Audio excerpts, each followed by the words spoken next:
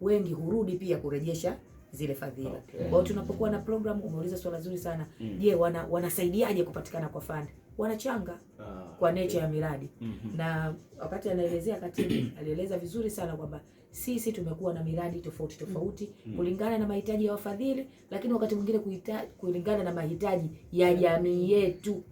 Kwa mfano, najua harakati mbalimbali ambazo zimekuwa zikifanywa kumfanya kijana wa kike naye kusogea mbele kimaendeleo. Ukiangalia kati ya kijana wa kike na wa kiume, hata nyumbani maendeleo yao yanatofautiana. Huyu ana majukumu mengi, huyu labda tofauti na mwenziwe, uelewa wao unakuta hata wakianza skuli labda ufaulu unatofautiana. Kwa hiyo kuna changamoto nyingi huko nyuma. Hata kwenye uongozi mnakumbuka nyinyi harakati nyingi zilifanywa. Kwa hiyo na sisi kama Maido tunafahamu na wafadhili wetu wanafahamu kwamba unakuta miradi mingi vijana wa kiume wanakuwa wengi, lakini vijana wa kike wanakuwa wachache. Kwa hiyo hii miradi wakati mwingine hata sisi tunaangalia, mbona vijana wa kike walikuwa wengi? Kwa mfano mradi aliokuwa anauzungumzia ule ujasiriamali ulikuwa unaitwa kabisa Hastart. Yaani unamtafutia mwanzo kijana wa kike, ataanzaje na yeye. Kabla ya mradi huu kulikuwa kuna mradi ambao uliwashirikisha vijana wote wanaotaka mambo ya ujasiriamali. Baada ya mradi kumalizika ikagundulika kwamba wa vijana wa kiume walinufaika kwa kiasi kikubwa, vijana wa kike walikuwa wachache. Kwa hiyo wale wafadhili wakaamua specific kuja sasa na mradi ambao huu uwalenge vijana wa kike. Kiingereza inasema skills development and youth employability in blue economy, in the blue economy. Tunakusudia nini? Huu ni mradi ambao specific umewalenga kuwawezesha vijana wetu waweze kuajirika ama kujiajiri kupitia sekta ya uchumi wa buluu. Chanifahamu. Na mradi huu pia nao umewalenga vijana wote, lakini umejikita kuweka msisitizo zaidi kwa vijana wa kike.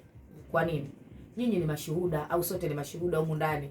Fani za sayansi, fani za mambo ya ufundi, vijana gani walikuwa wengi? Mambo ya baharia huko kati ya kike na kiume wepi? Wa kiume. Kwa huu mradi umekuja specific pia kuwaonyesha vijana wa kike kwamba hizi fursa sio kwa ajili ya vijana wa kiume peke yao. Kwa hiyo lengo pia ni kuhamasisha vijana wote, lakini zaidi vijana wa kike.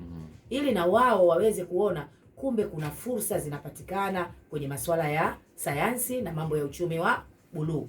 Tuwafanye sasa vijana wetu wasome na wao baharia. Na moja kati ya vitu ambavyo ni very interesting au unasema yani ni kitu kikubwa sana tunatakiwa kujivunia sisi wa Zanzibar. Mradi huu unakwenda kujenga chuo cha ubaharia Zanzibar. Bana wewe. Tulikuwa tushazoea mtu akiwaza kusoma ubaharia lazima. Sasa huu mradi unakwenda kujenga chuo cha ubaharia Zanzibar. Kwa vijana wetu watapata fursa ya kusoma masuala ya ubaharia hapa kwetu. Na hapo ndio wakati mwingine wazee tulikuwa wanakuwa naona kijana wa kike huyu avuke ende huko atashughulikiwa na nani. Sasa hii ni fursa. Kwa hiyo ndio maana sisi tunatafuta namna ya kuhakikisha kwamba vijana wanafahamu, jamii inafahamu kuhusiana na miradi kama hii ili fursa hizi ziweze kuchangamkiwa na vijana wa pande zote mbili.